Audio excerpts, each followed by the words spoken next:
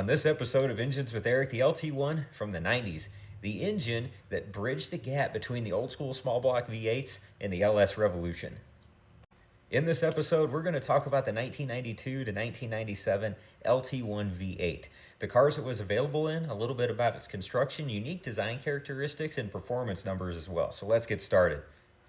So what made the LT1 unique? Well, it ran a reverse flow cooling system. That means that it ran coolant into the heads first instead of the block. This allowed General Motors to run this engine at a little bit higher compression, making more horsepower, but it hindered reliability as a result of that. Another thing that made this engine unique was the OptiSpark ignition system. Either people loved it or they really hated it. At its core, though, this is a good old Generation 2 small block V8, 350 cubic inches, 5.7 liters.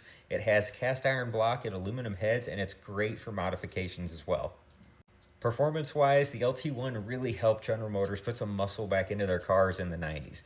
This engine made anywhere between 260 and 300 horsepower and 325 to 340 foot-pounds of torque. As far as applications go, the LT1 found its way into quite a few cars, sedans, and even a wagon. Starting things off on the application list, we have the Chevrolet Corvette. The LT1 was available from 1992 to 1996, and it made 300 horsepower in this model. Next on the list, we have the 1993 to 1997 Chevy Camaros. They got up to 285 horsepower in this model. Then you've got the Camaro sibling, the 1993 to 1997 Pontiac Firebird Trans Am. This variant also made 285 horsepower. Up next, we've got the 1994 to 1996 Chevrolet Impala SS, a street bruiser with the LT1 making 260 horsepower. If you ever got pulled over 30 years ago, chances are it was by one of these things. This is the 1994 to 1996 Chevrolet Caprice 9C1, the Police Interceptor, also making 260 horsepower. For the last sedan on the list, we have a Cadillac, the 1994 to 1996 Fleetwood Brougham, making 260 horsepower.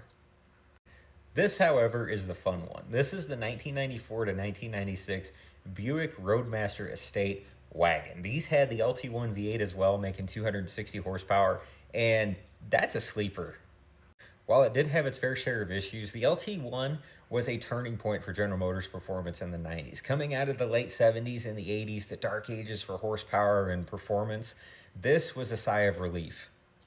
Plus, it brought back a little bit of muscle to sedans and even wagons back in the 90s. Overall, the LT1 got the job done, and love them or hate them, they did give us something special back in the 90s.